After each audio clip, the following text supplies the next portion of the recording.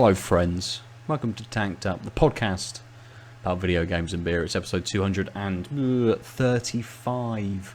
I'm Ben, here with Aadil. Hey! And we're joined by Lucy. I love ads. Who doesn't? Oh man, I could have said I put the it puts the ad in Aadil. I don't know. It's too late. I like targeted ads. Give them all to me. Yeah, sell me all the beers. For you, Lucy, it's just beers and Hollow Knight. That's it.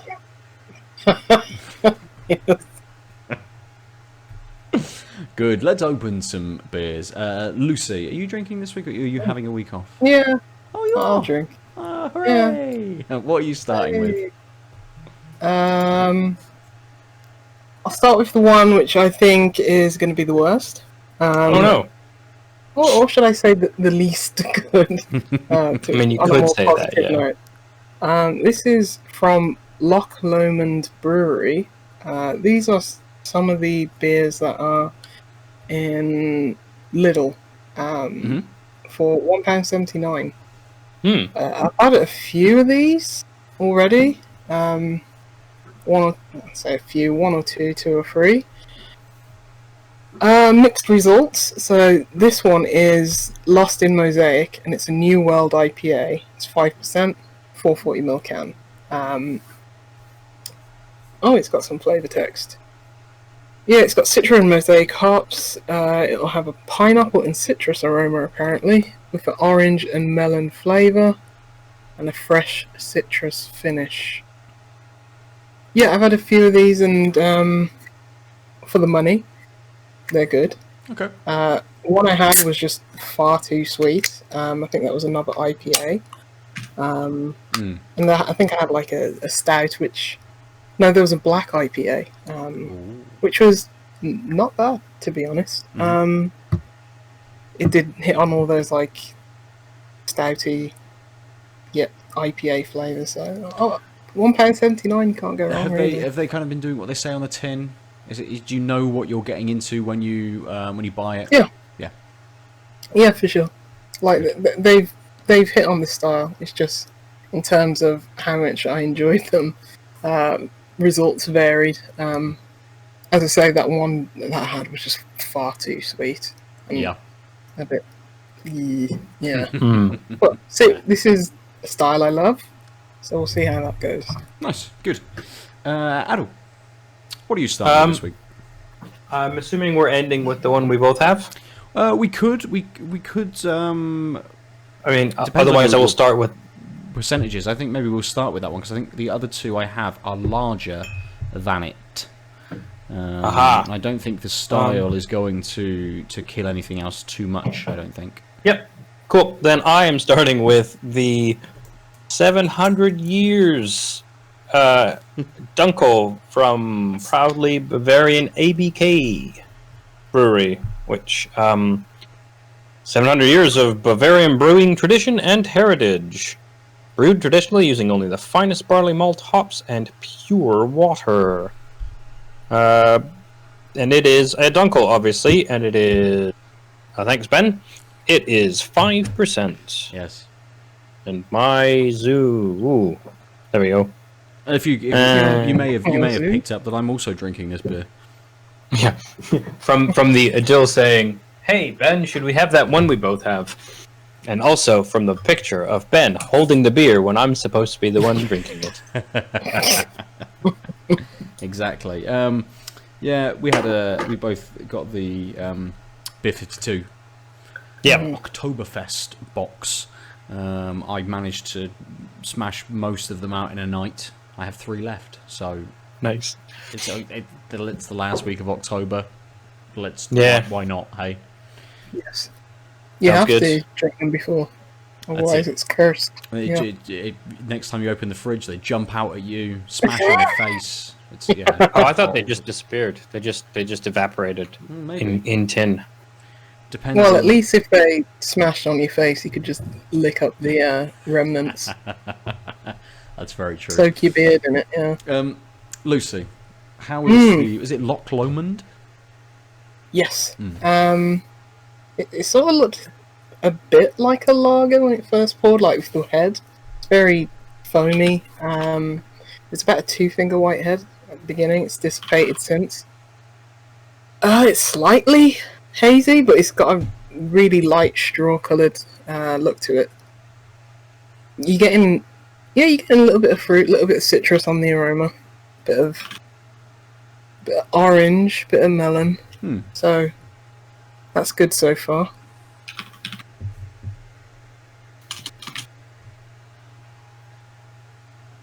Taste-wise, that's pretty decent. Yeah, that's good.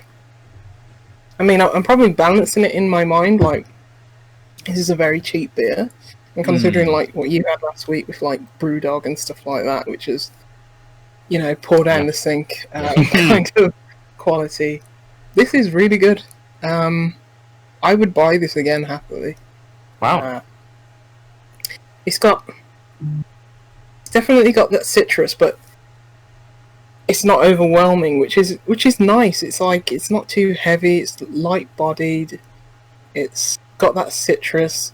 Something just pulls like the sweetness and like the overbearingly fruitiness that some New England IPAs have. Something just draws it back slightly and has this like really clean finish, which is nice. Not to say that it's like lacking flavour, but it's got a nice finish where it's like, yes, I want some more. It sort of like cleans the palate, but you still have a bit of that citrus, a bit of that bitterness left. Yeah, something left over just to kind of keep you ticking over until you take that next sip. Yeah, that's really good. Nice. I'm impressed with that. Good. What more can I say about it? Is this a have Lidl got some kind of like craft beer festival on at the moment, or is this just general Lidl stock? I don't know, to be honest. Okay. I think the 4 pages in the magazine was like craft beer. I don't know if it's gonna be a range that they keep stock in, but I'd be upset if they did, because this is a solid beer. Nice. Yeah, sort of getting a little bit of clove, a little bit of esters on it as well, which is not what I expect for a NEPA, but it's still nice. And yeah, this is a solid beer. Like, I'm really impressed with this. Good. So nice. Good start. Yeah, a very good start. Aadil, have you managed to have a little sip of your Dunkel yet? I was gonna just. Nose is quite malty, a bit sweet, but not too strong. No, it is very light. I mean, it's lovely and dark in colour. It's kind of got that that slight brown hint of cola to it. It's. I was just say it's actually dark. I think it's actually lighter and more see-through, transparent than a cola. Yes, if you hold like we know I have a light coming in from the left-hand side, but this is like quite see-through, where a cola would just be kind of translucent. Yeah. The head is small, but it's nice and thick. Yeah, it disappeared in my glass very, very quickly. Oh, interesting, because mine's still there, and it's just sort of coating the glass. That tastes like a German Dunkel. It does, very much. It's the nose is whilst the nose felt very light, it actually has a little bit more on the nose. The flavour's doing a couple of different things. So the nose, yes, was a little bit more malty, had maybe just a slight hint of something like licorice on the nose as well. Yeah. There's a little bit of sweetness in that nose as well. Kind of on the flavour, you don't maybe fully get what you're expecting. You don't get that malty kind of licorice flavour to it. Those elements are there, but it feels a little bit lighter in the flavour. It's very soft and very easy. It's also quite thin. Yes, yeah, very. And the mouthfeel and the taste is quite like you said, kind of subdued from. So it does taste like a Dunkel, but it kind of tastes like 2/3 of what I'm used to when I have a Dunkel. I'm used to these like bigger tastes, and this is everything's there. It's just like geared down a bit. Yeah, it was like a secession Dunkel. Yeah, which had what 5% was it? Yeah, 5%. Yeah. I do like that the maltiness is still there. The sweetness in the nose is less so. Kind of the sweetness and like you said, that almost aniseedy type thing is both of those are kind of there in theory in the nose, but barely there in the taste. It has got a little bit of a bitterness as well to it, hasn't it? Just a very, very light one. Yeah, and I mean, I'm also feeling like even though it's like thin in the taste, it is got a bit of texture to it. It's not like drinking like a lager or a really light pale ale or something. Like there is a touch of velvetyness. Like I said, it feels like all the things. Like if I had a checklist of all the things I'd expect from a Dunkel, it would be like yep. But almost all of them are geared down from what I'm used to, and that might actually. It might literally just be that this is brewed old school, and what we're used to is like craft brewers being like, I make a Dunkel, so I'm going to dunkely the Dunkely dunks. Yeah. I haven't had a Dunkel in some time. Yeah, so I mean, I like it. It's but because it's sort of geared down, it's very drinkable. Yeah. Like I thought on first pour, I was like, I could easily nurse this. You know, I like Dunkels. They take. I mean, the bitterness is actually, now that I've been babbling on for a bit and haven't had another sip, the bitterness is one thing that lingers the longest. So because it's so easy to drink, I don't think this will happen very much. But if you let it sit, then that sweetness and most of the maltiness will go away, and you're just left with this subtle malty and bitter finish that, to be honest, is still kind of there everywhere in my mouth. Yeah. So it's really interesting because it's not very forward, but it seems to have a long tail. It does, and it's not sort of doing anything to kind of invite you back. It is a little wetter. It's nice and refreshing as well. Doesn't have anything along a lager sort of edge of a cleanness or a crispness to it, but it is slightly refreshing. So when you're going in, you're having all of those flavors kind of go hey, and then just disappearing, leaving you, as Aadil said, with that slightly malty kind of bitterness on the end, which does last and last and last. And I haven't felt like I need to pick this up either to refresh that, to kind of to bring those flavors back, to get something from it. It hasn't dried me out. This could very easily sort of sit there whilst you're in the middle of doing something, then you could just reach for it as and when, rather than I'm having a beer, I will sit here and just drink this beer. You can accompany you kind of, if you're sat playing a game or doing something, very, very easy to drink and doesn't demand much from you at all. Very nice. Dunk your faces in those Dunkels. Oi. Yeah. Going back to my beer. Coming back to you. Yeah, it looks more neepy now, and I swirled the can, and it's much more cloudy, a bit darker in Do you think it's just a bit of residue in the bottom that didn't quite come out? So. Yeah. How is that going to affect the taste? It's a bit denser in its flavours now, but yeah, not really changed much in that sense. Just really well balanced beer. Good bang for your buck. Nice. So, Perfect. Good. Let's drink these then. I think we've got a feast of beers this evening, so we'll probably drink through them quite quickly. And get to next beers. So it was pretty soon, or sooner than we would normally.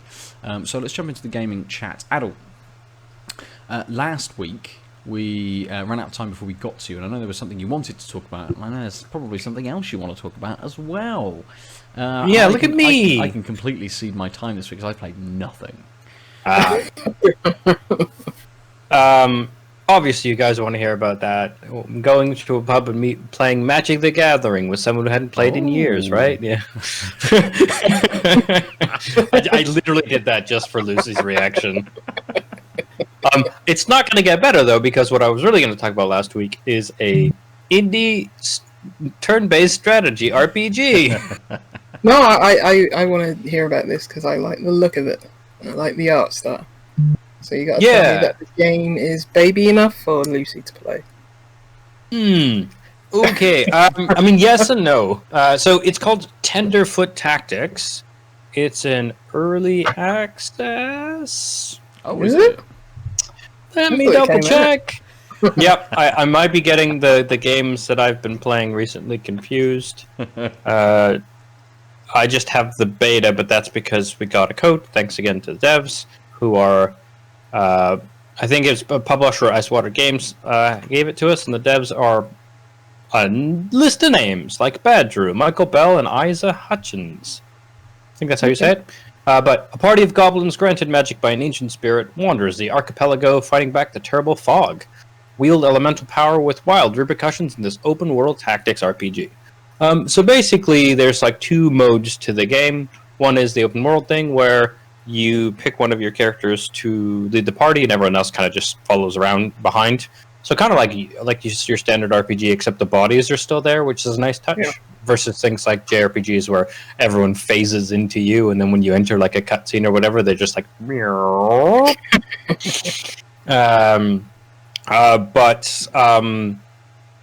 yeah, and then of course, when you get near in the zone of certain enemies, they'll start chasing you, and if they get close enough, you'll enter a combat scene where suddenly. So basically, the open world is really dynamically generated in that sense, which is kind of wild. I'll get to the aesthetic in a second, but basically, you run around and you've got a very short draw distance, but like you're on a hill. You can crouch and then you slide down at a great rate, but hopefully it is at the angle you need. But it's also really useful to hit crouch when on a hill because you'll outrace a bad guy if you don't have a fight. But so if the enemy gets to you when you're on a slope, then it auto generates this sort of chunk of the map, which will have. It's like I didn't actually count it, but I'm guessing it's like a 9x9 grid. Something close to that. Did it change at all? I can't remember. Most of the grid battle maps seem to be around the same size, but I cannot stress enough that I did not count or pay attention. But they're all about this, like I said, around 9x9 ish, right? Or 10x10. There was one in the tent which was maybe a bit smaller. Oh, that is true. The one in the tent was like a 4x4. One's pretty big. Yeah. Actually, it's probably like an 8x5. Who cares? No one cares. I mean, sorry, I just realized that I was just going to start going through my memory being like, can I count through? No, that guy was there, and that guy was there, and then there was a couple spaces, and then us. So that's about 5, but then it was quite bigger or smaller than a chest. Yeah, exactly. Yeah. But like... yeah, so like I was saying, what's interesting is if they catch you on the hill, then there's also terrain. So height matters. Okay. So you'll have like because basically you have movement points and one action, and you can act, move, act, which I like, which is I think now it's standard convention. It used to be back in the old school days of tactics games that it was just like move then act, which kind of sucked because sometimes you're like, I'm right beside the guy, I want to smack him and run away. Why can't I smack him and then run away? What's nice also is there's a third thing that's really important game mechanics wise, which is at the end of your turn you pick which direction to face, because there's it's been 2 weeks, I can't remember the term they use, but basically if you get hit on the side, it knocks you down. So the turn order is interwoven between enemies and heroes, basically. So it'll give everyone a number from 1 through the size of your party, and the enemies as well, but the number 1 will be their next mover, but you can see on the right-hand side the order and like the weaving of the two queues.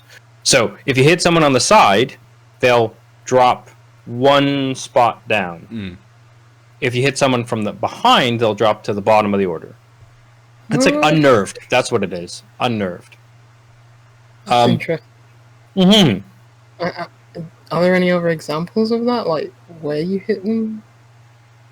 Like in any other games you've played? So some of these games end up having things like backstab, where hitting from behind does extra damage. And depending on like your loadout, there might come with a daze, but usually it's not, I've never really seen side and back being different, and yeah, side's the new one. And usually it's like a specific skill of a character that allows you to do more damage from behind. Yeah, from what I remember as well of Other Side, which I haven't played since my first sort of foray into it, which was only about an hour. There were a couple of specific moves for the characters, which then dropped people back in the kind of in the turn order, essentially, or that was more of like a time-based thing, and everything took a certain amount of time kind of to do, and you would just add more time to your enemies basically and stuff. So a little bit different, but a similar sort of thing where you're managing the battlefield just that little bit more in terms of thinking, well, this person's going to hit me next, but if I hit them first from this side, I can just drop them down, which means I can move that character out of the way rather than them getting hit, sort of thing. Just another nice kind of strategic level to add to kind of like the battle, rather than just, you know, here's a guy, hit him. Yeah, it's fascinating how all these developers still continue to find new ways of, you know, branching off and expanding that kind of genre. Yeah. Which is... Yeah, so basically, I mean, I don't want to go on too long, but it's quite in-depth. It was more in-depth right off the top than I thought it would be. Like I said, you got to think of the turn order, you got to think of hitting people, and they'll also hit you on the sides or back. So, and then because they can move and then act, the AI is smart enough to like, I'm just gonna like, I'm facing you. Now I won't get unnerved, and the AI is just like, I will loop around you and thwack you, and now you are knocked down. Also, basically, my first fight, I which was clearly the tutorial, just one of my characters died, flat out died. And I was like, oh. I mean, I misplayed, like I misclicked. I thought I was already on number 2, but I was facing number 1 basically, and I also didn't know if I could do ranged attacks over a table, which I was learning. But what's nice about the game is in Tenderfoot Tactics, you heal up. If you win the fight, you guys don't stay dead. There's just you don't need no Fenyx down, nothing. It was just like, cool, we survived, we got them loots, which we don't really get much loot. I mean, a few really minuscule loots. I only played it for a couple hours. The other interesting thing is, so you get generic XP from completing the encounter, but each enemy drops experience that you have to go through their square to pick up. Although in my time playing, I kept moving to the square, and I didn't ever actually confirm to whether I could move through the square and still get the XP. But just because of the way it worked, one of my characters was just always my tankiest character was always the one most likely to get the extra XP, because it's the one moving around the battlefield to try and get hit first. And so it was like, we range killed that guy, and now 2 of his friends are coming. Well, we've just dealt with this guy, so I guess I'm going to go pick up this experience with the same guy who had got the experience in the last 2 fights, and then he can be bashed around a bit. But I mean, I think that's probably okay, because I think the gameplay, I mean, it definitely seems like that tanky character can take hits a lot better and has a higher HP, and so it's probably better that they level higher because they'll have a bigger HP pool. There's you can basically equip 2 pieces of gear per person, and there's a crafting system. What's one thing I didn't touch on the combat is the map has there's 4 different elements per square. There's height, like I've talked about, but there's also plant growth, moisture, fire, and fire, and I think another thing that sounds like moisture, but like there's water and there's moisture and there's plant growth, and there's current. More like slippy or something, they're gonna fall over. No, it's basically if it starts out with not a lot. So plant growth is just like how much plant there is, and then there are conditions to grow plants is this middle one, I can't remember, and then there's just straight up water. And so if at each tick. So each like round takes a number of ticks, and it'll grow plants a certain number of ticks. So basically, it's a dynamic environment, which I assume you'll get to places where it's like the plants are out of control, and that's really important because if there's plants, if you have 4 movement points and you've got a plant in front of you, like an actual bush, you stop as soon as you enter the bush square. Is it like The Happening, or is that the Mark Wahlberg? The one with the trees. Yeah. Yeah. And they're running away from the wind. And... Holy crap! Sorry, I just saw the Twitch chat, and normally I don't do this, but Ross is in the chat. Hey, Ross. It's ex founder and head of Out of Lives, and he is having tenants from west of Scotland. Okay. So yeah, like I said, normally wouldn't interrupt the pod, but it's been a while, Ross. Really good to see you, and hopefully we can chat a bit later. Now I'll continue babbling on about Tenderfoot Tactics. Yeah, so there's this whole dynamic thing with the plants and the water that I haven't entered, but the big thing is like, so terrain takes more move to like go up, and obviously if there's a bush and then another like terrain like one level up, it's going to basically mean it takes you a couple of turns to get to things. So beginning of the fight, the battle, you basically have the last 2 rows, the far left 2 rows of the map to deploy your troops. And so the initial thing, which unfortunately we had some audio problems so on the stream that we didn't notice until like an hour in, so there's no VOD, which sucks because Ben and I were chatting away in the Discord. It turns out no one could hear Ben, so it just sounded like a lunatic. I don't think it's retrievable, but we spent a lot of time... You should have done the VOD on that. That would have been hilarious. We spent a lot of time... Is he talking to a ghost? What is happening? Yeah. And he's like, oh wait, what if we did this? Oh, I get why you'd wanted to say that. Huh. Yeah, I think you're right, Ben. But we spent a lot of time figuring out the beginning of that initial layout, like where do you put people, and I think that's really important in that game. So one thing I would say is it feels unforgiving because people die really easily, but you also don't get punished for them dying so long as you win the encounter. And like I said, picking up experience was weird because a couple times it's like, so do I just like kite the enemy or take some hits and just so I can make sure I pick up that XP? Or what do I do? And I think that's probably what you're supposed to do. Like when you're down to one last enemy, unless you're down to 1 and you just need to finish it, it's probably best, given that you don't get penalized, it seems, for your troops dying or getting smacked around by the end. Yeah, it's probably best to just take the hit, and just like make sure you're leveling so that you can, the next battle's easier. Mm-hmm. So that's the thing I didn't do, but I think is supposed to be. So the big thing I want to talk about though is the aesthetic. And that's, it starts out, there's basically 2 modes, but it puts you in the first mode it puts you in is very like 8-bit. And it's like, cool, 8-bit aesthetic, and like we're talking like OG Final Fantasy, kind of like you're barely looking, it's more pixels than that, but like your head is just a handful of pixels, like your movement is like and walking around, it was like, oh, cool. Like, I get this. I like this aesthetic in the beginning. My goblins look big and small, and they all have different color heads. Neat.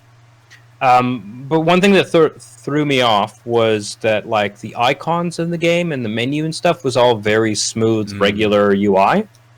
So it was like, you look all clunky, the world looks all clunky, but then an arrow appears over your head for whatever reason, and it's, like, pristine.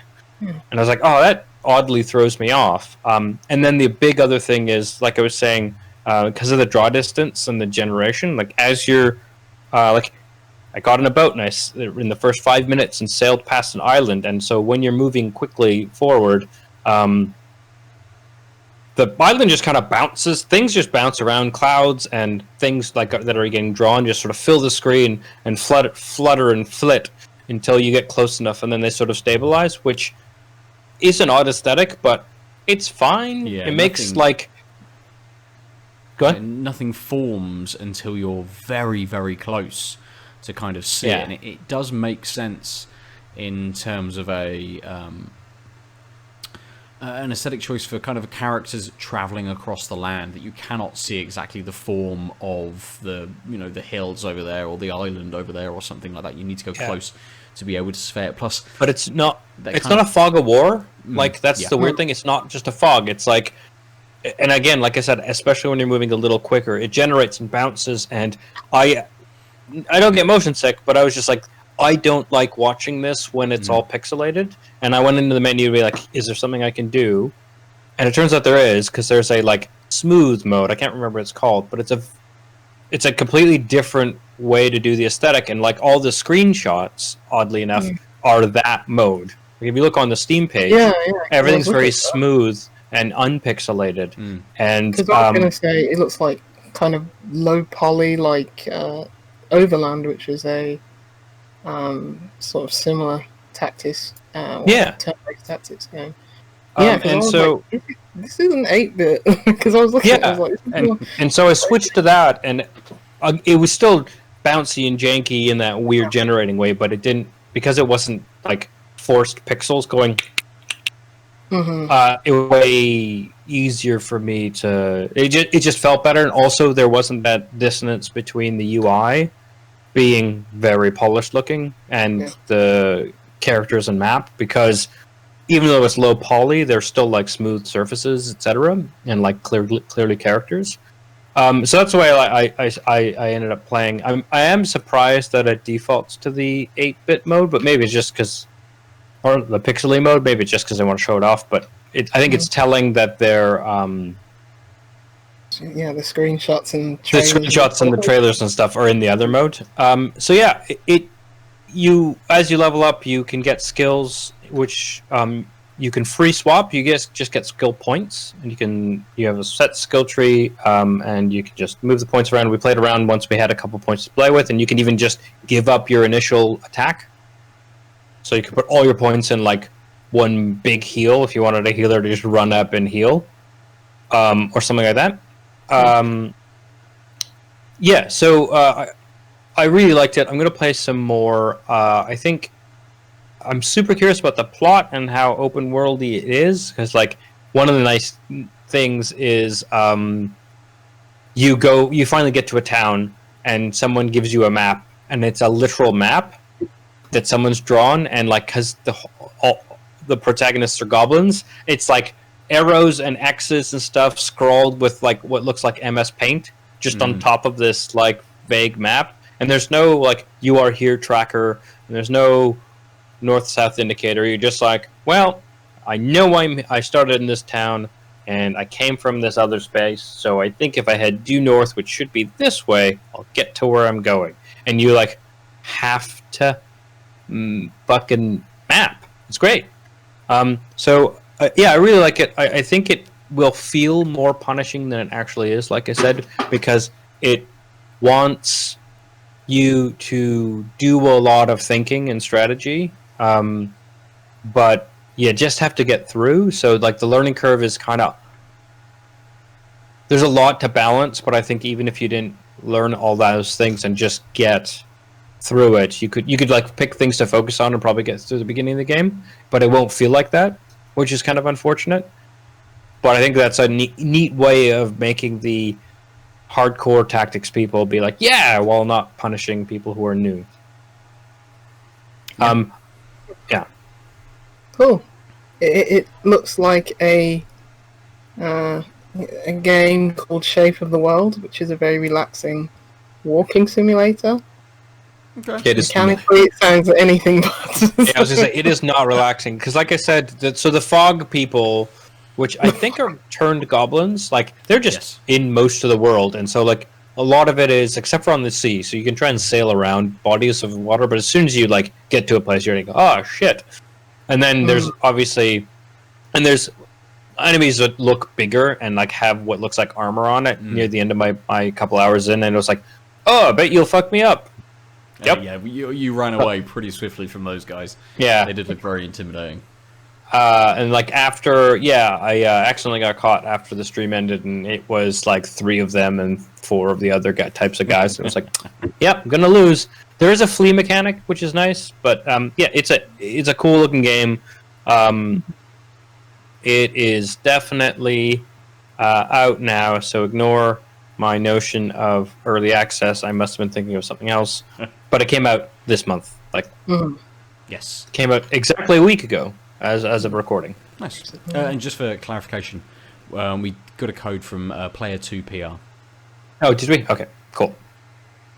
But yeah, so Tenderfoot Tactics, I really like the aesthetic. It's also like there's like 1, 2, 3. I'm gonna say about 20, 25 characters you can unlock, and like they are of different sizes and stuff. And different weapons. Oh yeah, so there's ranged attack. There's mages in the game which you haven't unlocked, like the usual stuff. But there's like slingshots and crossbow people, which is interesting because some characters are like, I can hit anything after 3 spaces, and like the crossbow is like I can hit anything between 3 and 5 spaces.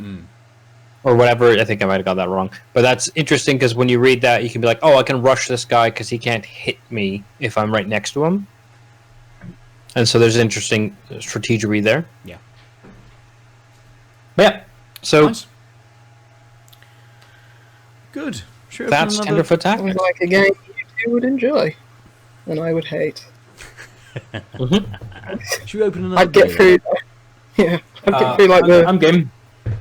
First bit of the tutorial, then yank out the plug from my. I mean, unless there's reward points or something, you're done. Exactly, which I'll probably get onto later. Oh, okay. Lucy, we will come back to you. Are you 3 beering it this week? Yes. And I smashed that Loch Lomond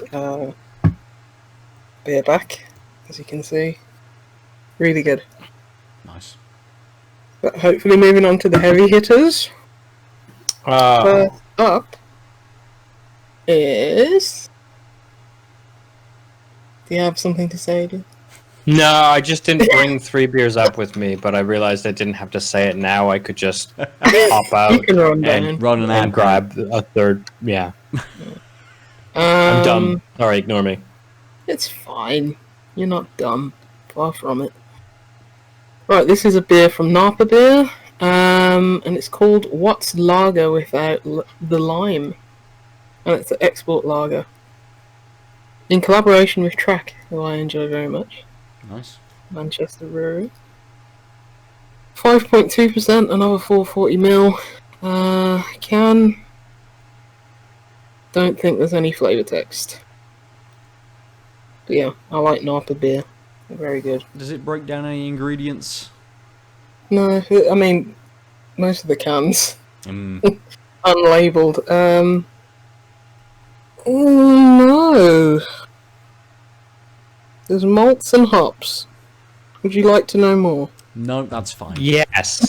I would like to know more. About the water, maybe? Barley? The barleys. The oats. What a concept. Aadil, what are you opening now?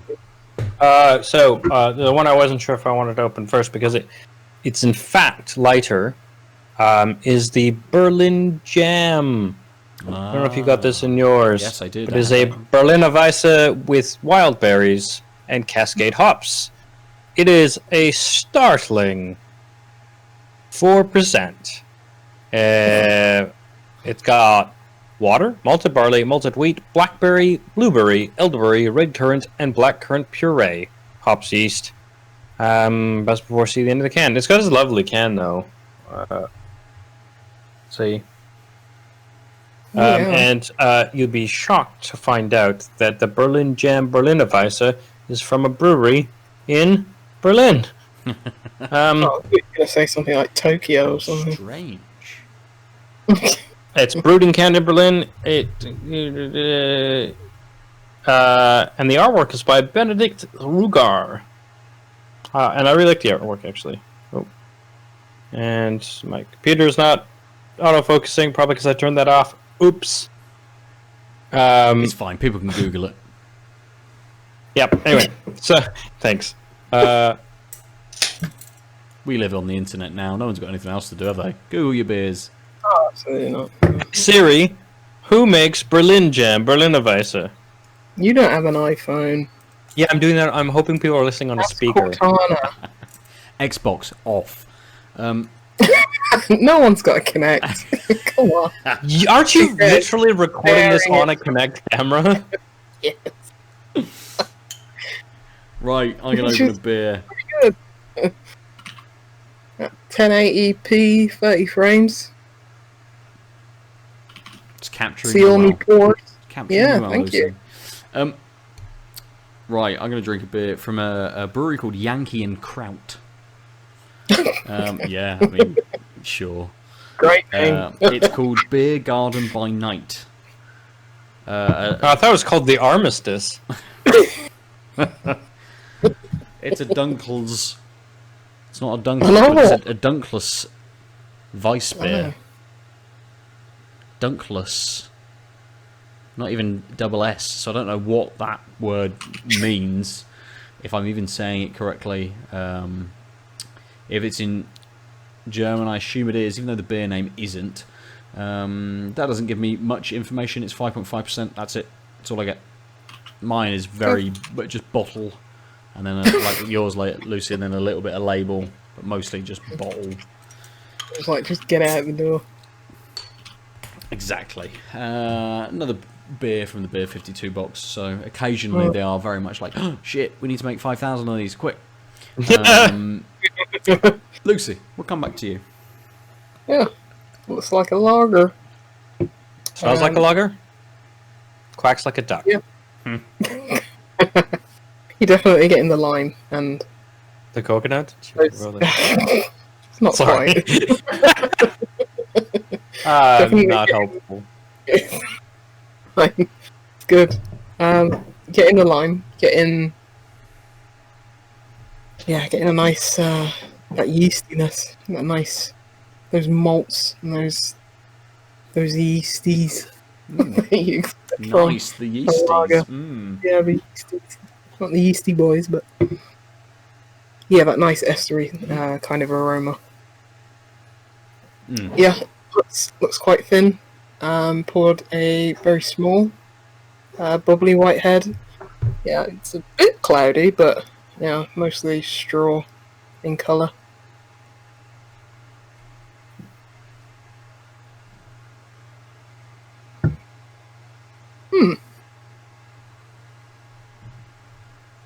That's a lot flatter than I would have thought. Oh, okay. Not what I was expecting. I wasn't either. I expect like a lager to be like really crisp and still have that hoppiness, and this is. And it hasn't been out the fridge long. I was considering drinking this first, but it hasn't been out the fridge long. Like literally before we came up to. Well, it's been an hour, but still. Yeah, nearly. No, it hasn't got that like crisp edge that I'd like from like a lager. Okay. It's very much like, oh, I bought a lager and then I let it sit for a while, so maybe it is the temperature, but yeah, it's more malty than anything, more malt forward, but not the malts that I'd probably like in a lager. It's got this slightly strange aftertaste as well. That's almost a bit tinny, almost a bit metallic. Okay. It's never good. No. Especially for lager.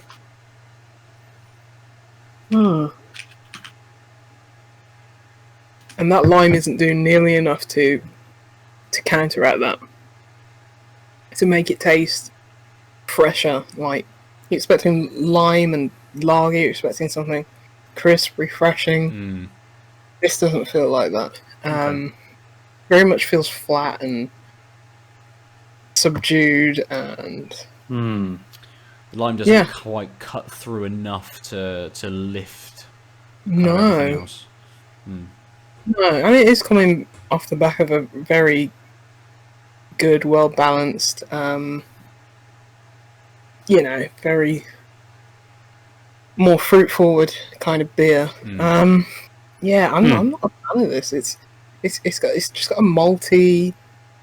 It's definitely got a malty backbone, but that's just straying into. Oh, there's nothing to counteract that. And the lime just feels like thrown on top. It doesn't feel like it's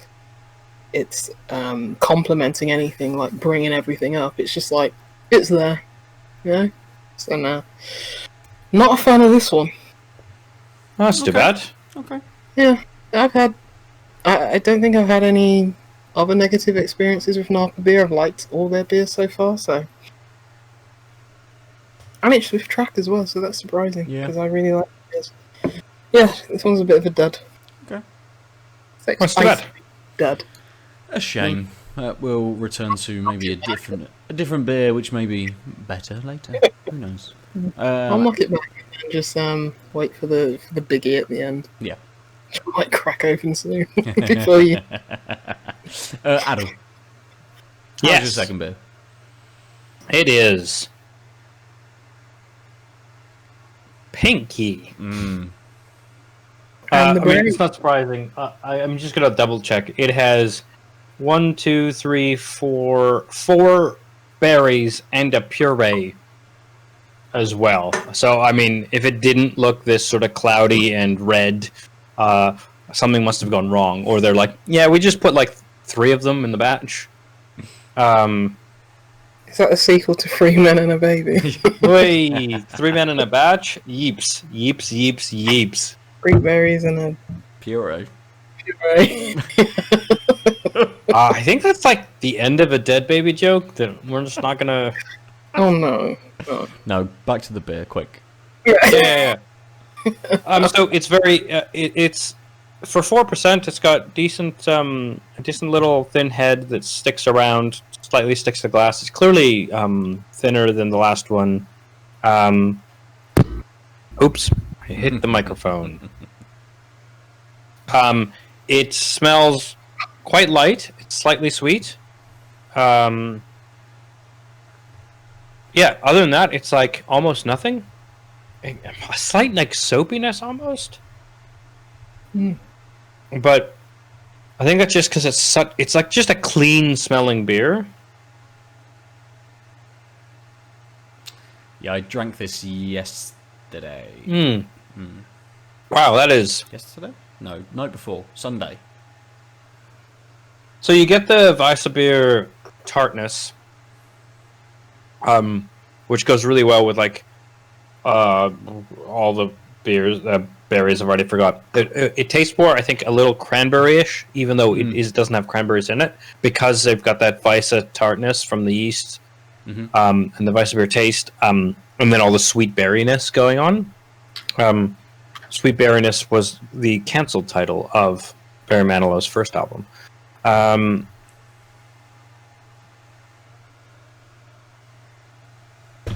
I'm just getting tart and berry.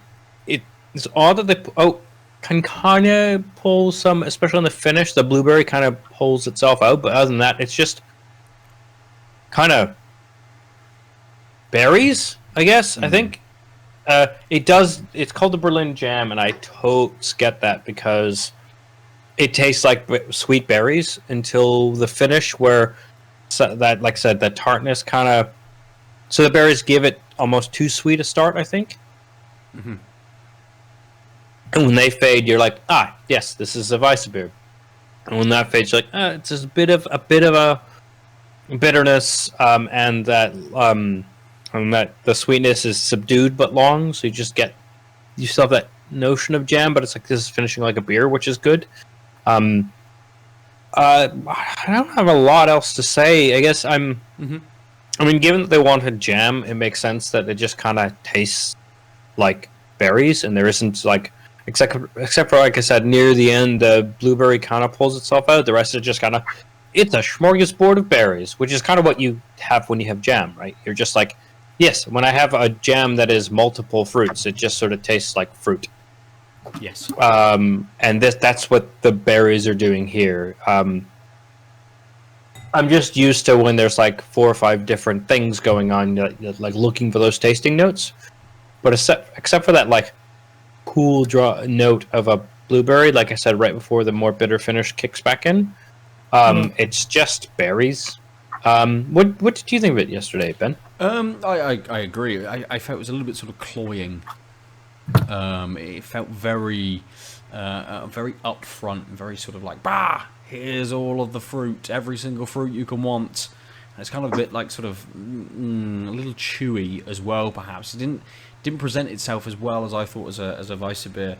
And I completely agree with what you're saying. Kind of everything comes at the front, and then it starts to kind of unveil itself a little bit and give a little bit more and go, yeah, we've given you this big hit of fruits, but now we can kind of unpack this a little bit and show the style slightly.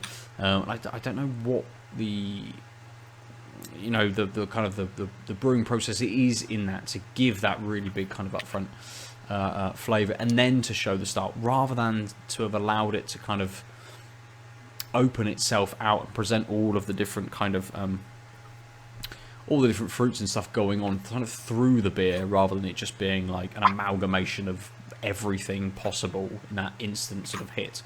But yeah, it was okay. Yeah, I think okay is exactly what it should be called. What a good segue onto my beer, because this is also okay.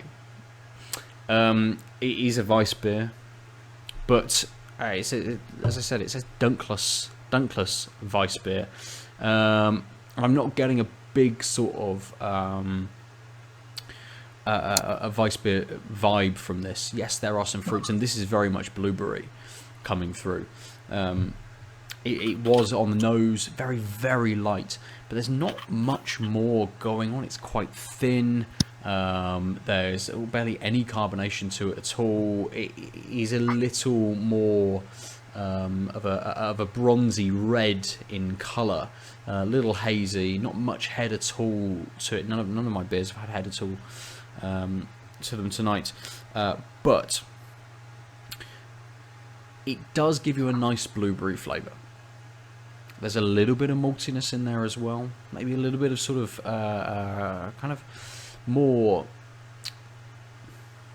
kind of bready, perhaps. It's almost like maybe a little bit more pastry, slightly sweet, but maybe like it's sort of like blueberry pie kind of flavour, but actually quite reserved, not very tart, not sweet, doesn't give you a big hit of blueberry, doesn't have any kind of carbonation or fizz to it. It's a little bit sort of flat, and it's okay. The flavour is nice, but it's not doing very much. Yeah, it seems like the sophomore slump for all 3 beers. I think so. We've started well. We've toured too much, and then we've gone to try and do something new, and it's failed. Yeah. Not failed, but it's been fine.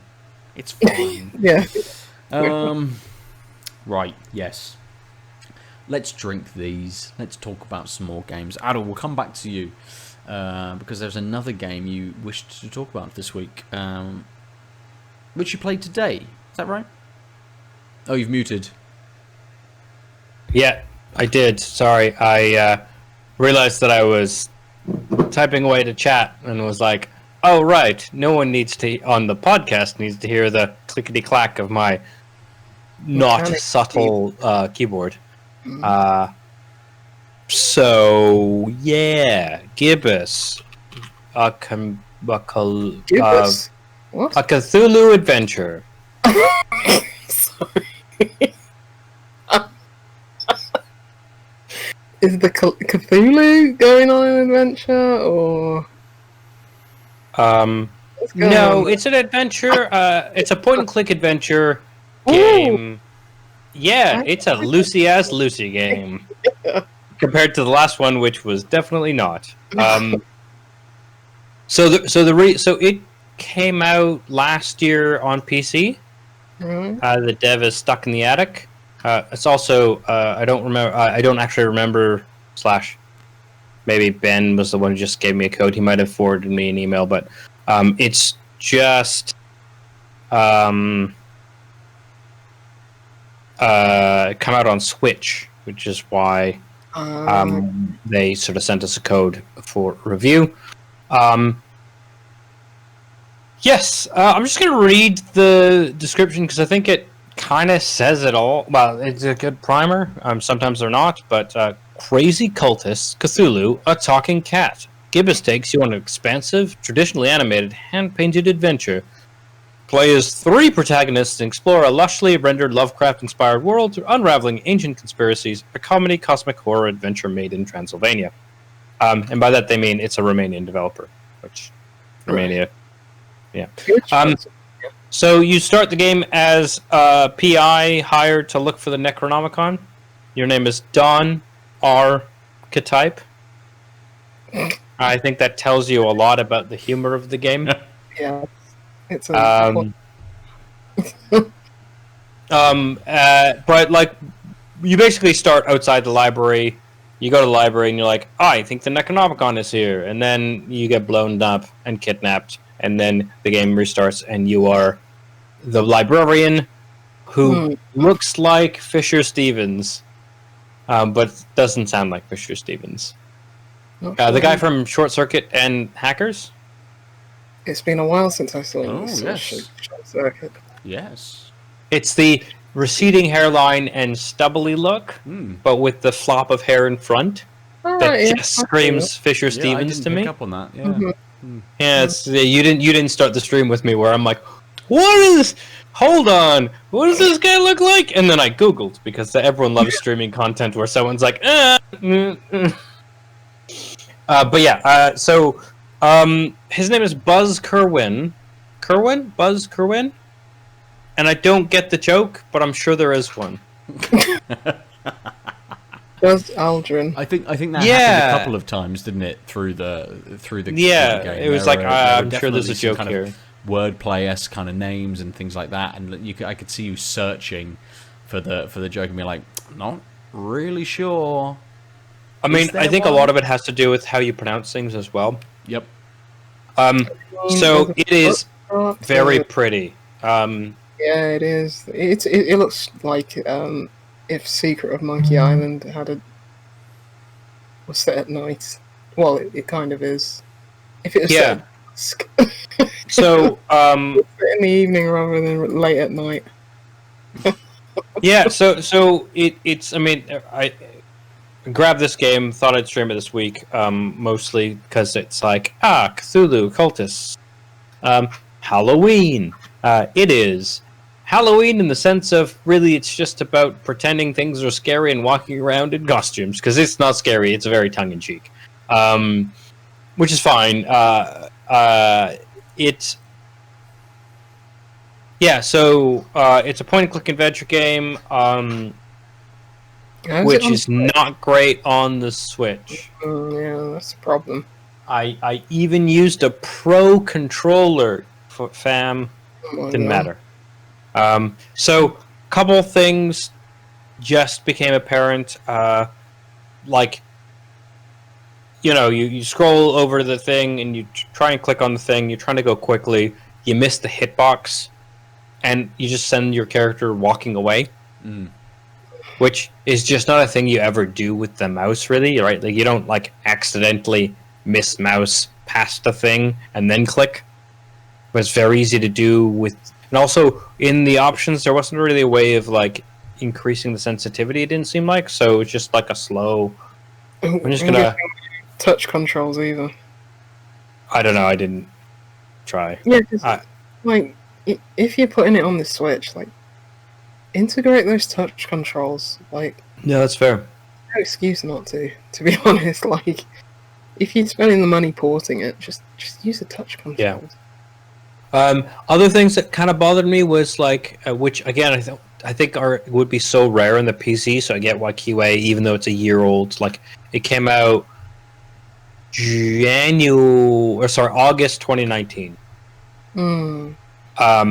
But is things like, so you have a button to open your inventory, and it just sort of flips your inventory up on the bottom, let's say 10% of the screen, probably less, and then you've got the items in your inventory. If you click anywhere on that bar that isn't one of the items, it's like you clicked on the screen and caused your character to walk that way. It doesn't make an inventory hitbox, so to speak, which is really frustrating when you're like, okay, I want to, like, I'm standing by the thing, I want to take this thing and put it on this other thing.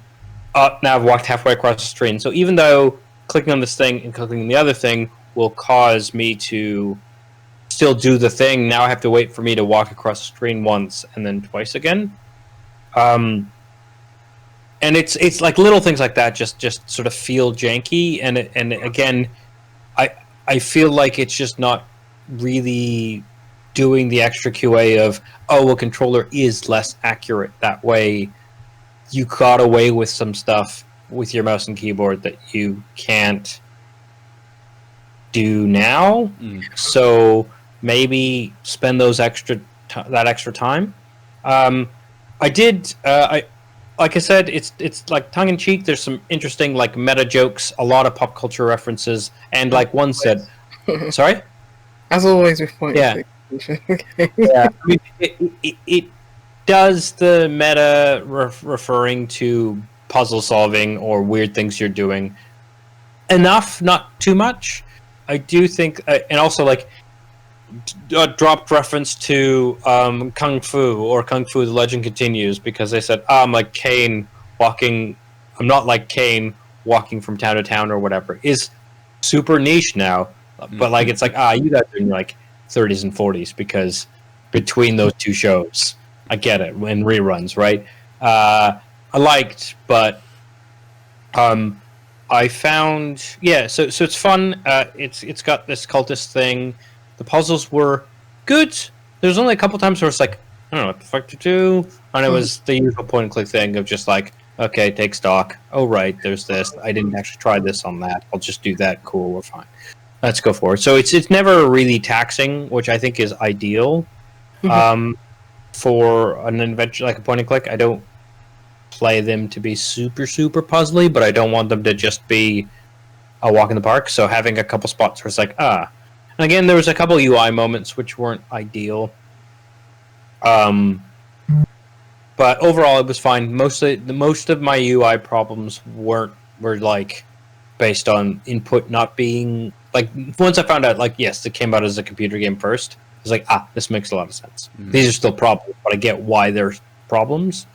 The other thing is, though, there are just points like, so all of the dialogue is spoken, which is really cool.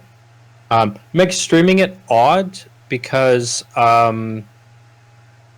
hard to talk over a game when the game is talking a lot, and I think that's like the one thing that came out in a way that I didn't think I might have realized if I was just playing it, which was there are like large spots of this game where you are doing nothing but just listening and talking, to the point where it's like, okay, I'm streaming, so I don't want to like stop all the dialogue because there's an audience, but I think playing this by myself, I'd be super tempted to continuously cut off the voice acting, even though I like the voice acting, and I think it is very emotive. Yeah, or just skip it. Like, I feel like I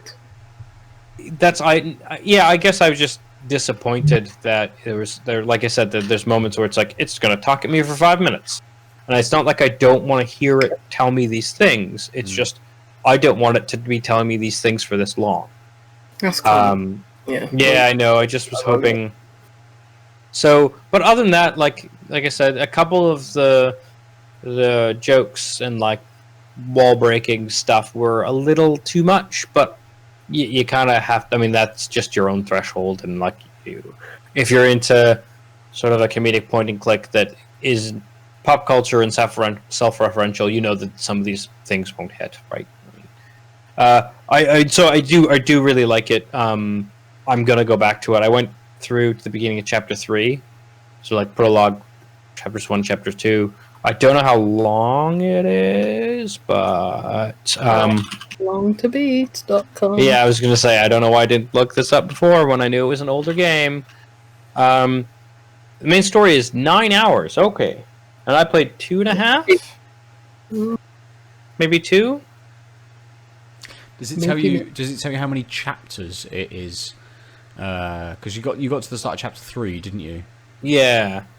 How Long to Beat just says main story is 9 hours and 9 minutes on average, and the extras is 10 hours. But some completion it did in 7.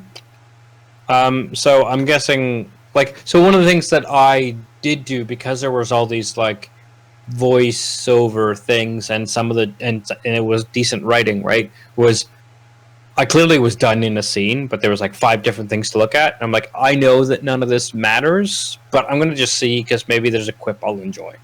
There's 7 chapters on the prologue. Yeah. So I'm a third of the way through, ish. Yeah. Ish, slightly more.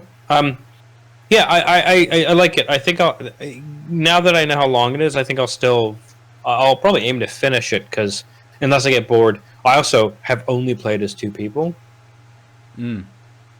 So that'll be good, right? But yeah, so that's I was gonna say that's How Long to Beat. No, that's the wrong thing. That's the thing I looked up. That Gibbous a Cthulhu Adventure. I haven't met any Elder Gods yet.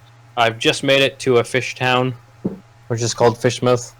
And everyone seems to be afraid of it. It looks like the nonsense is going to ramp up because most of the game I was playing is there's no one around. You meet 2 characters in the street, and then you unlock a door to meet another one, and there's a cabbie without a face. But beginning of chapter 3, there's here's 5 people on screen, and I'm like, cool, I'll have to end the stream. But now I want to talk to all these people. So. I'm looking forward to seeing how the plots intertwine, especially how they'll introduce a third person.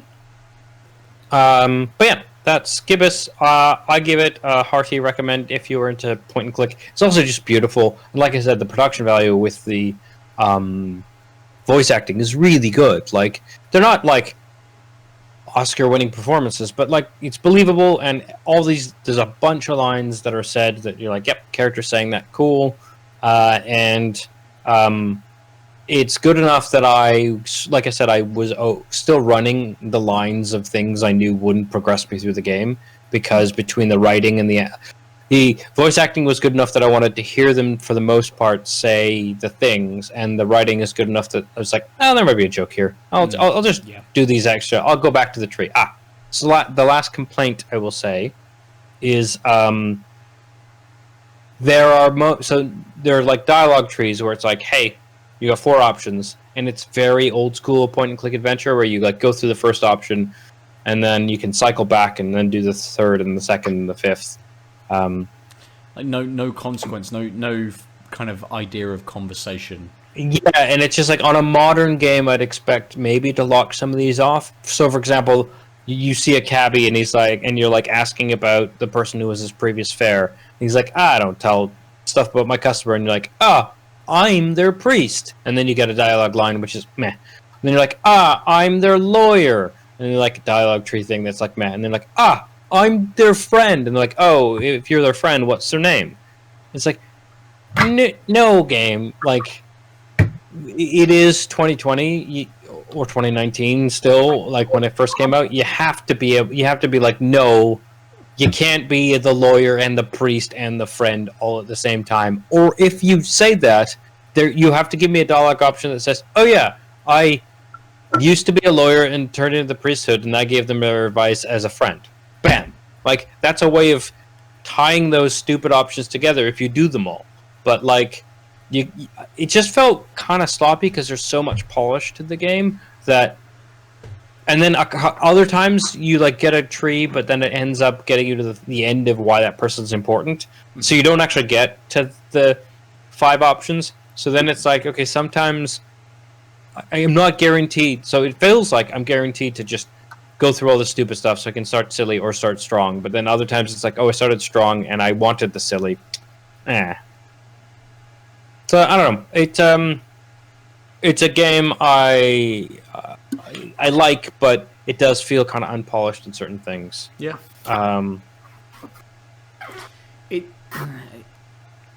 You watched the stream. You caught the last hour, I think.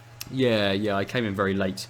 I think it didn't, at least from the kind of appearance, seem unpolished. But everything that you kind of said as an issue, definitely I could see, even from that last sort of hour. Missed the beginning of the game, which is probably, I don't know, with something like that, is that its weakest kind of point, really, kind of the opening where you're trying to discern what's happening and it takes you through quite slowly and stuff. But it did seem that the gripes that you've got with it did stick around, right towards the end of what you're saying, and there was a lot of overshoot. There was a lot of dialogue. One character was just talking and talking and talking, and it does seem that it was just a bit kind of not long for the sake of it, but you can see that they've wanted to express themselves with their writing, and they want to get their kind of their cultural touchstones and their in jokes and things like that in, and maybe it's kind of just a bit overdone, perhaps. I think that's exactly it's that classic thing in all kinds of media where the writer is feeling clever and to the expense of the entertainment value of the thing. But I think the other thing is so besides those long-winded or bits, or it's I like your voice acting, but also you're talking too much. So now I'm bored with both, and that sucks because I like your writing and I like your voice acting, but they're just the grading. Those grading things, I think I think that's just, it sucks, but it happens. But then I think the other thing is it's just too quick of a port. Yep. Okay. Like I said, the weird technical stuff is stuff that would still bother me in a on the computer, but the odds of me finding it would be way lower. And the fact that they didn't do the necessary QA for what does it mean to put this on the Switch, and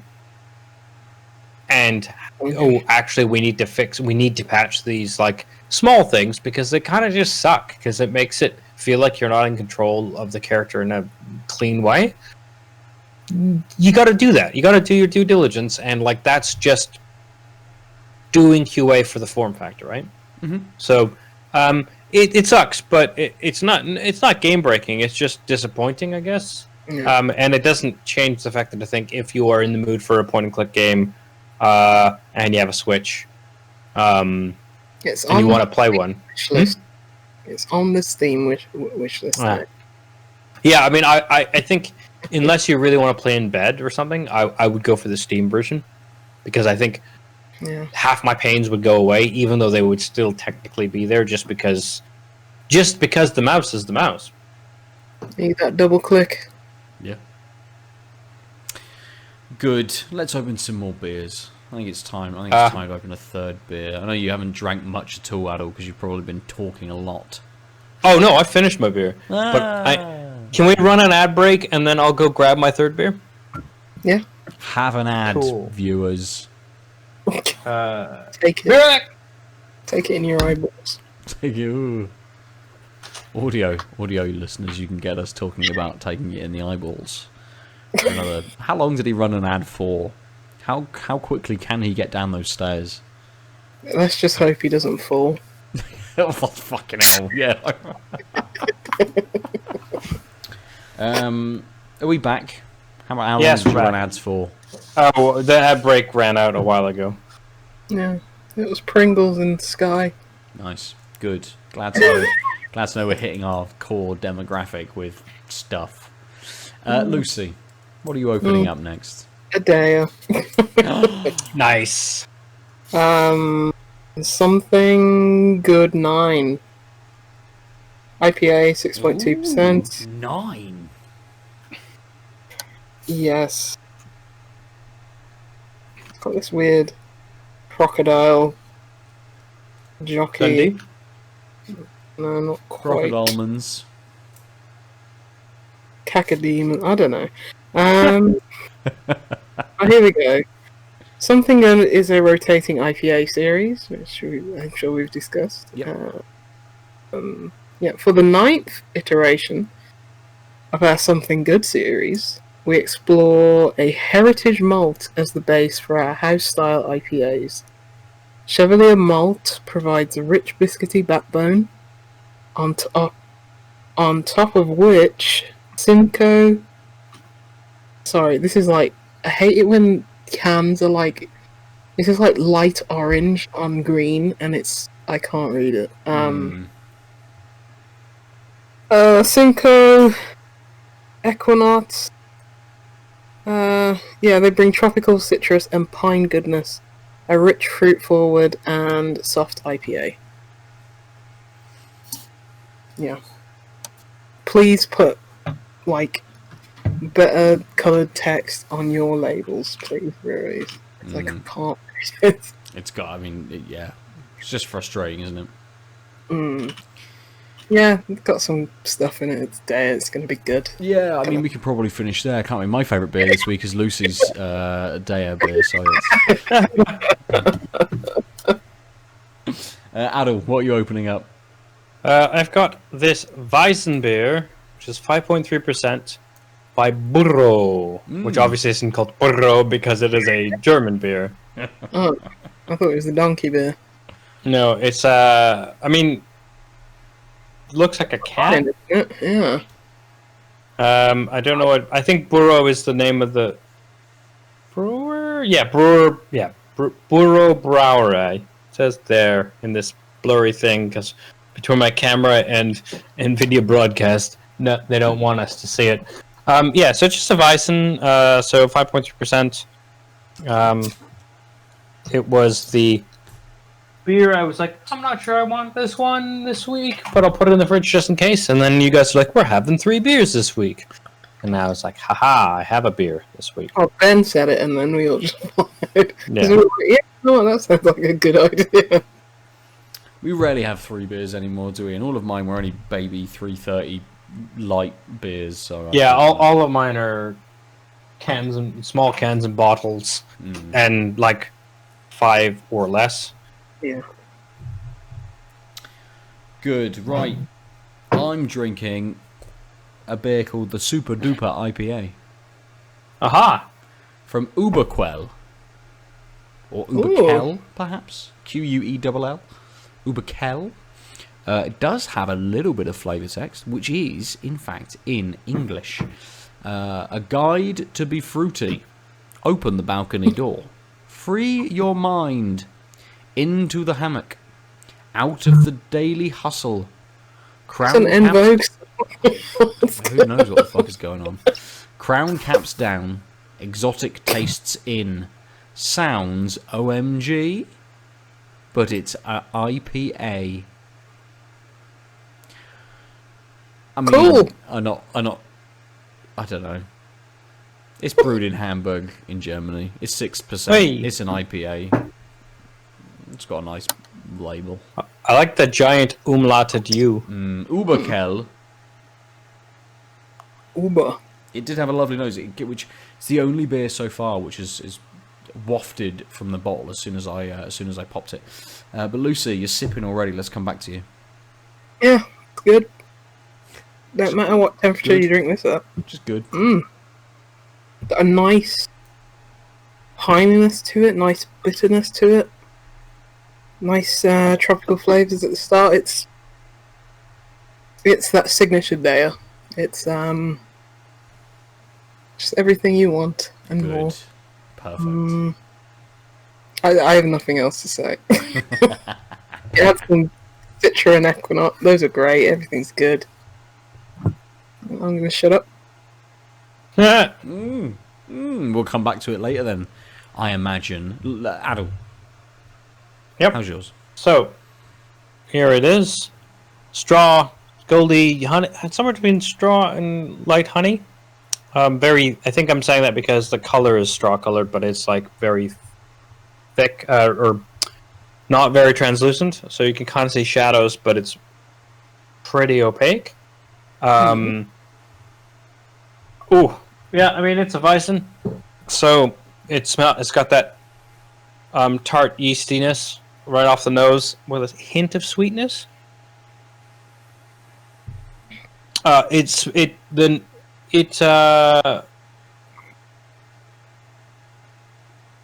Yeah, so the last one, the Weizen beer I had last week was more tart and less sweet. I'd say this has got more sweetness on the nose. It's also thicker in the mouth and on the tongue.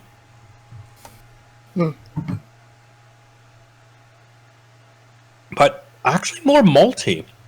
It's got... I don't know how to say this coherently, so hopefully you can ride my thought wave here.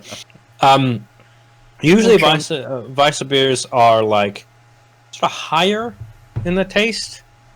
Sort of a light tartness, and it's not so deep. This is like a deep Weizen beer where I think it's just there's more maltiness going on, and it's bringing everything sort of down. Again, this height metaphor, I hope makes sense. But yeah, You're high. Yeah. Hey. Yeah, it's got a deeper flavor. The tartness, I think the key is like the Weizen yeasty tartness doesn't kick in until the main flavor is gone, so it just feels like deeper, and it's just like, oh yeah, it's like a slightly viscous, but sort of more light malted. So you're not getting like distinct malty notes, as like you're not getting like coffee or toffee or roasted notes or anything. But you're like, oh yes, this is like a non-wet, sort of more viscous, malty drink, and then after that fades just a bit, you get the Weizen hits, which is really interesting. And maybe just because it's straight from the fridge, that it's taking a while for those notes to hit, such that it's just maybe a little too cold, so it feels a little duller on the beginning of the taste. That might be what's going on. Did you have this in your smorgasbord yesterday? I did, but do you remember any of it? I do not. No. That's fair.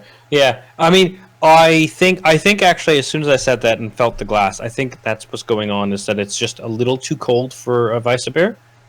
And so it's taking a while for those notes to come out, and that's making it feel kind of. I think it's like when I say deep, it's like something's missing off the top, and I think it's just kind of empty because it's just too cold. So you're just getting the malts coming through, at a time when it's probably designed to have the malts and like those yeasty notes come out a little better. So we'll see if it changes by the end. It's not bad. It's just really it feels empty until sort of the end of the taste curve, beginning of the finish, and I suspect not by design, but we'll see if that's also just a fault. Sure. I'll let you know at the end of this one. Yeah. Okay. Yeah. Cool. Nice. So that leaves me in the UberQuell. It's got a lovely nose. It's reminiscent of something like a Goose Island, but without that sort of sickly sweetness to it. It's very malty, a little sort of bready, but with a little kind of sweet toffee hints to it. It's a nice colour. It's an IPA colour. It's completely sort of hazy, a little bronze, slight orange hint to it.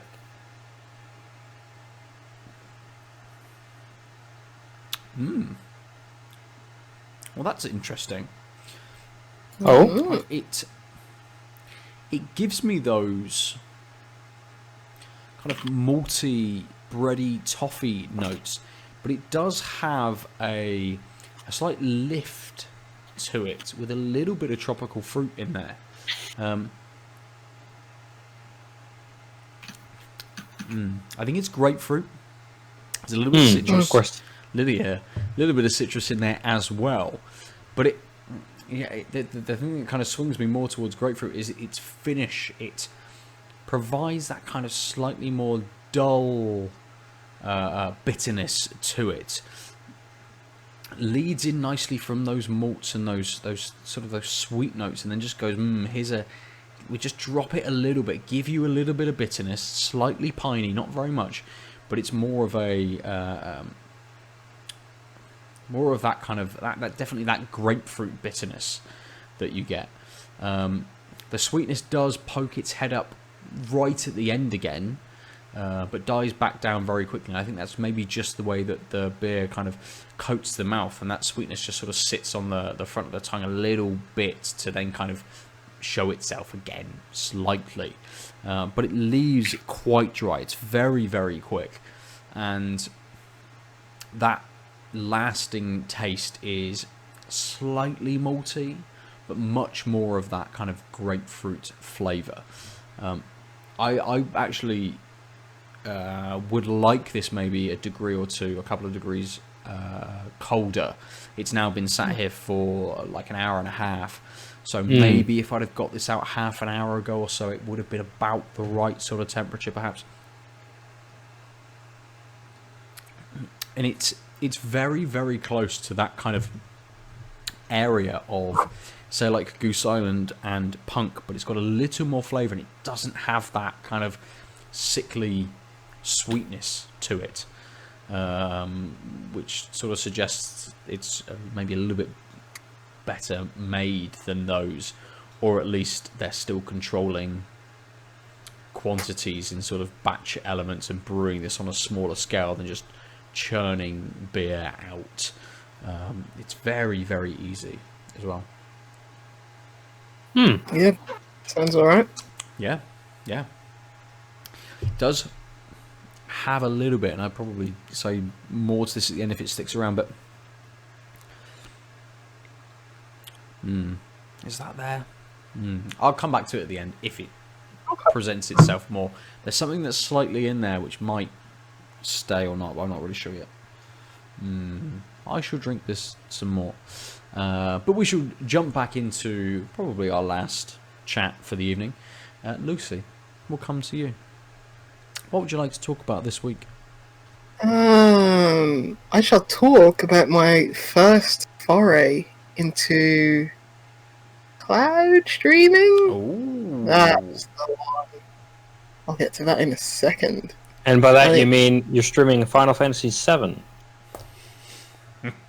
No, although I did play Final Fantasy VII for the first time ever for reward points, and then I showed. OG, or I guess it must be OG, because yeah, I had to kill like 10 things. 10 things I hate about this game. I don't hate it. You were curious about Sephiroth? Did you even get as far as being curious about Sephiroth? I got off a train. I mean, that's... Yep. And then... So, hold on. You got off a train. If it was actually 10 enemies, you kill 2 in the first... On the platform. 2 on the platform, and then a subsequent 3. I set off a bomb and then got on a train. Oh. And Cloud did like fall into a train because he's a cool dude with his spiky hair. You escaped. You escaped onto the train. Yeah. Oh, that's fairly far. Yeah, it's quite far. You killed the scorpion. So you got off the train. You went in. I was like, what is so good about this game? Everything. The music. Yes, the music. Yes. And nothing else. Amazing graphics. Do not forget. No, I do like the graphics. They look like they're very quaint for like modern standards. So, just not something I'd ever do care again. to go back to. You know, it's just because it's so long. You know, I mean, those games are too long. Maybe if it was like 5 hours, I'd like to say, okay, I'm gonna play this. I'm gonna do this, but I'm not spending my life. You can't even play the remaster then, mate, because even just the first part is like 30 hours, so... I'm good. I wouldn't say I miss a boat on it, because I never liked RPGs. Maybe I just wasn't the age for them at the time when, all the SNES ones are around, but I think Pokemon like broke me as a child. Even though Pokemon. Yeah, it broke me. It definitely did. It did broke them on.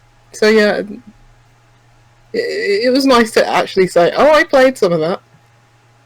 Even though it was 15 minutes, but no, I did not stream Final Fantasy. But speaking of Final Fantasy, I did play that in Game Pass, and I have been dipping in and out of Game Pass. The game that I've just been playing the last 2 days or something like that. Or was it Sunday I started it? It was either yesterday or Sunday I started it, and it was just literally to get rewards points.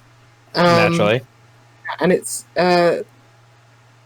Super Lucky's Tale, which I believe started as a VR game. It did. Yeah, I think they've remastered it. I think fixed some of the camera control, made it just like a 3D platformer that anybody can play. You don't need a VR headset, and it's really good. I played the first 2 worlds of it, almost 100% the first 2 worlds. I think there's about 5. It's very Spyro-esque. You have these little hub worlds, and you're going into these separate levels within them. The controls feel great. Animation's great. The look of it is nice cartoony art style. I've been skipping the dialogue and the story because I don't care, but it's just throwaway 3D platformer. Yep. Sorry, is this Super Lucky's Tale or Lucky's Tale? They're the same thing, aren't they? So Lucky's Tale is the VR game, and Super Lucky's Tale is the sequel. Oh. Didn't they just VR it? That's what they did. I'm on the Wikipedia, and it may be a sequel because there's new Super Lucky's Tale. No, new Super Lucky's Tale is the Switch version. I'm playing it on Xbox. So the Switch version is just a Switch remaster of Super Lucky's Tale, which is expanded in the usual nonsense. But I do think I'm playing the 3D platform with a fox.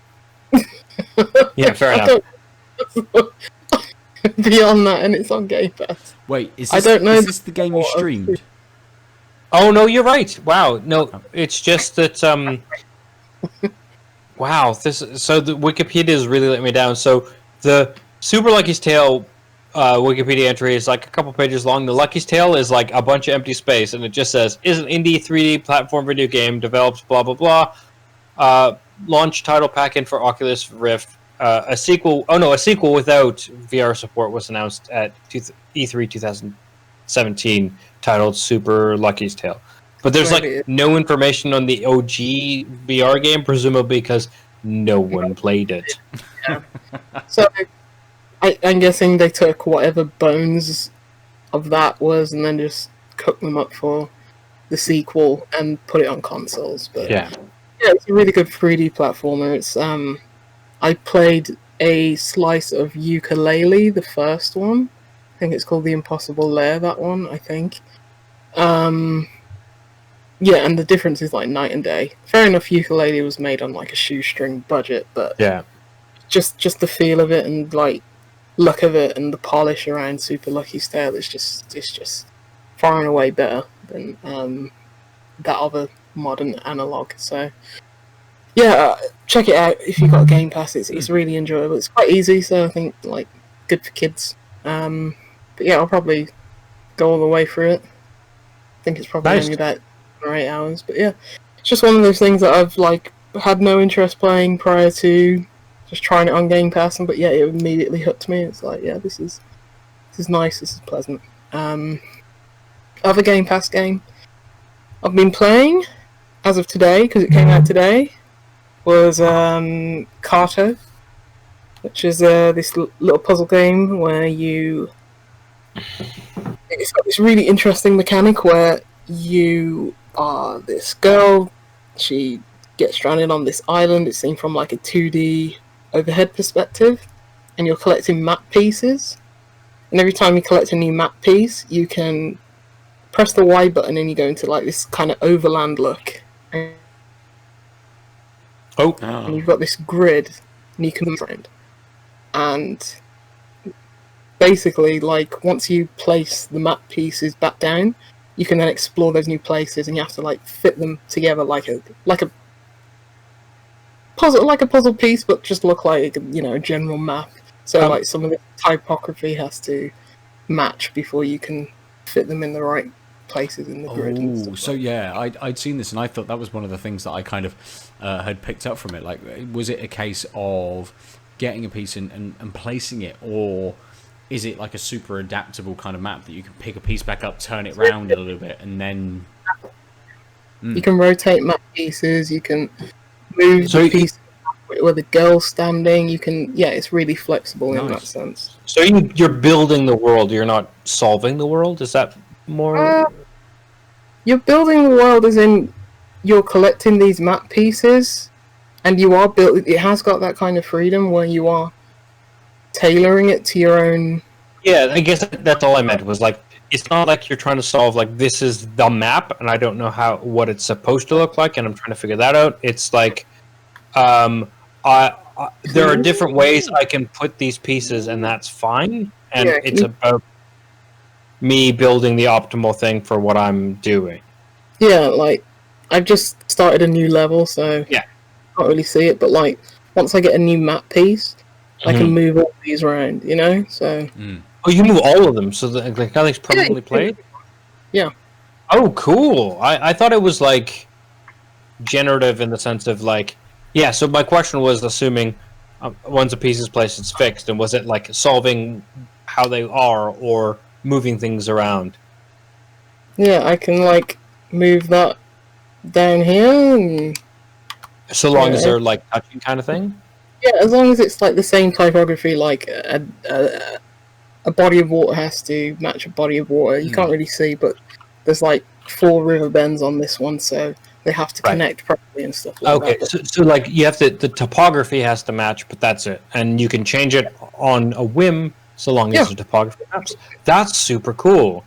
Yeah, that makes it way more dynamic than I realized. I'm like well interested in this game. Yeah, it's on Game Pass for PC, I think, as well. I have that now. I can. It works really well as well. Yes, you can. But yeah, if anyone doesn't have Game Pass, those people exist. Yeah, but I think that there might be a Steam demo still up, because that's where I first played it at the festival. So yeah, I've been playing those two. Haven't played any more Disc Room as of yet. Still really want to get back into that. I just want to like sit down and just focus on that, and I haven't had the time. But yeah, that's fair. The foray into cloud streaming. Oh right, I thought that's how you started this segment. This going away from the game subscription service into another game subscription service, but it's nowhere near as good.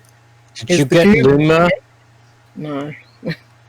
I don't even know what that Amazon one is. Facebook have got one there. No, I fired up Google Stadia to play that free demo of that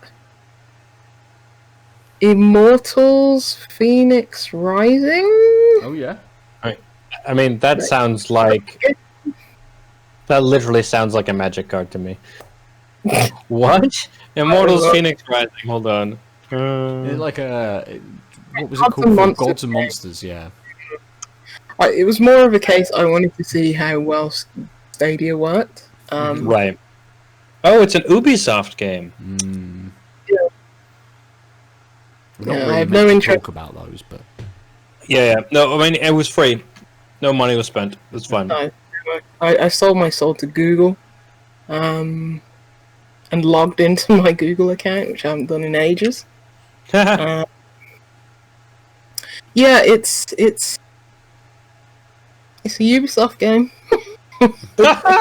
It's it feels bad to play because Ubisoft just love putting a tap button on RB, which is stupid. Yep. Put it on X. You know, why are you doing that? But it doesn't feel as like slow and heavy as like the Assassin's Creed games, because it's much more fluid and dynamic. You're a god, I think, and you've got like this glide and got this fast run and stuff, so it doesn't feel as nearly as lethargic or heavy or plodding as those games, which is good. It's definitely got like what I used to like about Ubisoft. I don't like anything about them now, but what I used to like about them is that they'd take risks on different IP. That seems to have stopped recently, where it's like, okay, we have this new IP, but it's basically just open world fodder like the rest of it. This again seems like more open world fodder, just a bit more RPG-ish, a bit more Assassin's Creed Odyssey, because this is like set in ancient Greece as well. But it's more colourful. It's doing some new and interesting and possibly unique things. Interesting. Which are taken straight from Breath of the Wild, like like climbing, stamina, even the look of the weapons, like that neon blue tint that Link had on some of his armor, like the glide. Really? So it's taking that risk in like that it's new IP, but it's still chasing that standard what's going to sell, because Breath of the Wild sold well. Assassin's Creed Odyssey sold well. So there's nothing really. There's nothing about it that'll just like buck the trend. It doesn't seem something as new and interesting, as creative as something like, I don't know, Beyond Evil 2, even though that's never coming out and that's a sequel. That seems like something, what they said the direction of that nothing game is going in seemed different. This very much seems to be, we're ticking all those boxes, open world boxes, but in terms of technically with Google Stadia, not a great advertisement, to be honest. It looked like someone had smeared Vaseline all over my screen. Did you play it through your browser? Yes. The most impressive thing about it was that it loaded instantly after I sort of went to my email to authenticate it, even though there was no authentication thing in the email. But it didn't start until I opened that email. Oh wow! Which was weird. Like authenticated just on opening. Maybe. I mean, I get it. I guess if you're in the full Google ecosystem and you got into the email, you can click a link in an email. It does seem like it's a step too far in autonomy-wise that people might balk at. Even though, like, functionally, I get it. It's just skipping a step, but it's like, but... Yeah. I apologize. I really need to loo again. So. No worries. And then continue. Run an ad. Yeah, okay. I can run an ad. In fact, I might run one and only use the... How much do you need the loo, Lucy? Are you finished talking about this? Can we round up our beers and finish? Let me just quickly go. Oh, yeah. That's that jug of water. I drank a few of those today. So 3 beers. So I'll be back. Plus, I'm over 30. So. That's true. Oh, yeah. Unlike the rest of us. Right, I'll be back. Cool. Aadil, have you even thought about trying Stadia through the browser at all? I mean, I haven't really looked at the list of games, but I mean, now that I'm actually streaming a couple times a week and we're using codes, it's like, well, I definitely have a backlog of 1 million games. I have Humble Trove. I've got all my old games. I've got PS Plus and Game Pass. Boy, do I have too many games already to try, such that I mean, from what I've seen of Stadia, and again I haven't looked at it in months, it's mostly games that like are old or on other platforms. So no. I haven't looked into Luma or whatever, and I probably won't just because I don't need another thing. I had the Humble thing. Game Pass I've added in. If I don't, I'll probably do the get points to make it cheap approach. And I think I'll just even if the Luma's got a great setup, it's just too many things. It's like the cable model before when it broke, and it's like streaming is kind of now where it's like, especially in America, in the US is a good example, right? Like for TV, you need Hulu, you need Netflix, you need CBS All Access, you need Disney Plus to see all the shows that you used to just have a cable package for. And yes, it's slightly cheaper than a cable package, but not by much. So I feel like this is where streaming games got, where it's like, you know what, I'll just not watch How I Met Your Mother. Yes. Right? It's the same sort of feeling. It's like, yeah, everyone's talking about the show, but I can't have all the streaming services, so fuck it. Yeah, but it's like there's enough entertainment everywhere where you don't need everything, and missing out on one thing isn't going to kill you. And I'm old enough that I do get FOMO on certain things, like Cyberpunk 2077 or whatever it's called. 3577? I can't remember. Yeah. Yeah. But that's a game I might get sooner rather than later. But it's like the first game in a long time where I'm like, maybe I'll do that. Nothing wrong with being excited for the one thing now and then. But yeah, where exactly. it does become where you had no interest in something, and then you I want to be part of the conversation. I've never understood that. What the yeah, I basically exactly. So it's just like cool. I watched this year, so it's like I'm okay with missing stuff. I'm okay with it. Yeah. Yeah. So it's like there's very few games that I get FOMO about. And I think if they seem like they might be coming to a service that I'm already part of, I probably will wait anyway. Like if there was a AAA title from a bigger studio that made a splash but nothing else, yeah, it'll hit Game Pass or PS Plus at some point. Don't worry about it. Yeah. I don't need to play it right away. That's fair. It's nice to play things when the hype has calmed down and you can have that independent thought about it without getting swirled in other yeah, opinions, to be honest, it's also just like I don't have a lot of free time and money. yeah. So hey, it turns out playing a game 6 months after it comes out, unless I really want to be on the Twitter zeitgeist, kind of the same. So why don't I find out from people who are willing to... That, unfortunately, is where the audio cut out from the video version of the podcast. Who knows why? It stutters, and then it's just gone.